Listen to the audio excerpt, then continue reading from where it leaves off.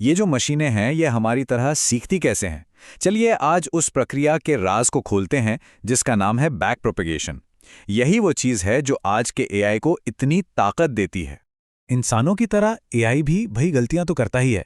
लेकिन असल सवाल यह है कि जब एक मशीन से कोई गलती होती है तो वो उससे सीखकर खुद को बेहतर कैसे बनाती है। यहीं से सारी कहानी शुरू होती है। सोचिए, एक एआई को बिल्ली की फोटो दिखाई और उसने कह दिया ये तो कुत्ता है। अब सवाल ये है कि उसे कैसे पता चलेगा कि अपने अंदर कौन सी सेटिंग्स बदलनी है ताकि अगली बार वो सही पहचाने। अच्छा, इसको ऐसे समझिए, जैसे कोई गेम खेल रहे हों और हर गलती पे स्कोर कम हो जाता है। तो ये लॉस फंक्शन जो है वो एआई के लिए बिल्कुल वही स्कोर कार्ड है। ये बस ये नापता है कि उसका अंदाजा सही जवाब से कितना दूर था। जितना ज्यादा लॉस मतलब उतनी ही बड़ी गलती। अब एआई को ट्रेन करने का पूरा मकसद बस यही है कि लाखों करोड़ों एग्जाम्पल्स में इस गलती के स्कोर को जीरो के करीब ले आया जाए। सुनने में तो बड़ा आसान लगता है ना, पर असली चैलेंज तो यहीं से शुरू होता है। तो अब सवाल आता है कि इस गलती को कम कैसे किया जाए। देखिए, ये सिर्फ एक नंबर घटाने जैसा सीधा साधा काम नहीं है।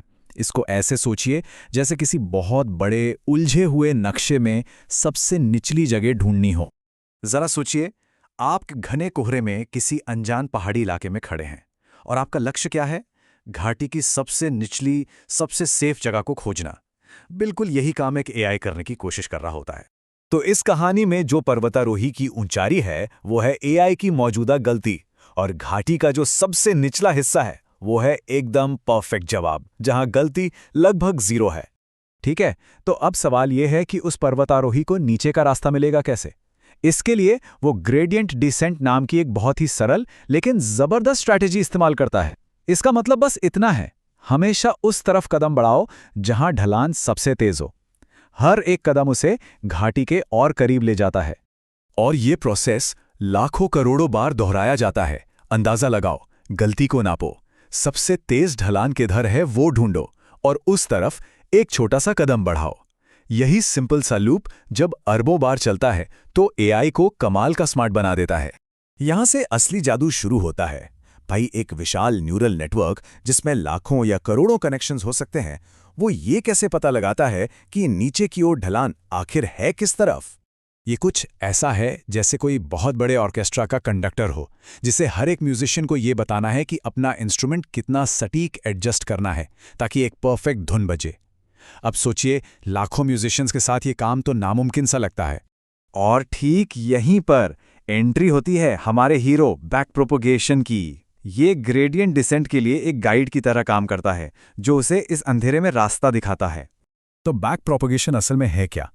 ये एक बहुत ही एफिशिएंट तरीका है जिससे जो फाइनल गलती हुई है उसकी जिम्मेदारी नेटवर्क के हर एक कनेक्शन को दी जाती है, बिल्कुल सटीक हिस्से में। ये पता लगाता है कि कौन सा कनेक्शन सबसे ज्यादा कसूरवार था और उसे कितना बदलने की जरूरत है। तो चलिए अब जरा पर्दे के पीछे झांकते हैं और देखते हैं कि ये शानदार प्रोसेस आखिर काम कैसे करता है। ये सब कुछ एक सिंपल 2 स्टेप वाले प्रोसेस में होता है। एक न्यूरल नेटवर्क को देखें तो वो तारों के एक बहुत ही उलझे हुए कॉम्प्लेक्स जाल जैसा दिखता है, लेकिन बैक प्रोपोगेशन हमें इसे एक सीधे ऑर्गेनाइज्ड फ्लो की तरह देखने में मदद करता है, और इसी वजह से इस कॉम्प्लेक्सिटी को संभालना मुमकिन हो पाता है। ये सिस्टम एक 2 वे स्ट्रीट की तरह काम करता है। पहला, फॉरवर्ड पास, जिसमें सारी इंफॉर्मेशन नेटवर्क में आगे की तरफ जाती है एक प्रिडिक्शन करने के लिए। फिर उस प्रिडिक्शन में जो गलती हुई वो गलती पीछे की तरफ बहती है, इसे कहते हैं बैकवर्ड पास, और ये पीछे जाते हुए रास्ते में आने वाले हर कनेक्शन को सिखाती और सुधारती जाती है। और यही जो पीछे की तरफ बहने वाला फ्लो है, वही इसकी असली ताकत है। अगर ये ना हो तो एआई को हर एक कनेक्शन का असर शुरू से कैलकुलेट करना पड़ेगा, जो कभी खत्म ही नहीं होगा। बैक प्रोपोगेशन बहुत चालाकी से पुराने कैलकुलेशंस को दोबारा इस्तेमाल करके इस पूरे प्रोसेस को हजारों गुना तेज बना देता है। वैसे ये जो पावरफुल आइडिया है, ये कोई रातों रात नहीं आया। इसके पीछे एक लंबा और काफी दिलचस्प इतिहास है, दशकों की रिसर्च और मेहनत का नतीजा। और यही वजह है कि आज ये एआई रेवोल्यूशन के बिल्कुल सेंटर में है। देखिए, इसके बीज तो 1970 के दशक में ही बो दिए गए थे, लेकिन इसको असली पहचान मिली 1980s में, और फिर असली धमाका हुआ 2010 के बाद, जब इसे आज के सुपर फास्ट कंप्यूटर्स की ताकत मिली। तो इसने एआई की दुनिया में जैसे एक विस्फोट कर दिया। और यहीं से डीप लर्निंग का दौर शुरू हुआ। और यहीं पर इसकी इंपॉर्टेंस एकदम साफ हो जाती है। सोचिए, गलतियों से सीखने के इस तेज तरीके के बिना वो सारे कमाल के एआई टूल्स जिनकी हमें आज आदत पड़ चुकी हैं, चाहे वो फोटो में लोगों को पहचानना हो या एक भाषा से दूसरी में ट्रांसलेट करना, ये सब कुछ बस एक सपना ही रहता। तो सार ये है कि बैक प्रोपगेशन ही वो इंजन है जो एक मशीन को एक्सपीरियंस से सीखने की ताकत देता है। ये सिर्फ जवाबों को रटना नहीं है, बल्कि गलतियों से पैटर्न सीखना है और फिर उस सीख को नई अनजानी प्रॉब्लम्स को सॉल्व करने में इस्तेमाल करना है। ये सब हमें एक बहुत ही दिलचस्प सवाल पर लाकर छोड़ देता है।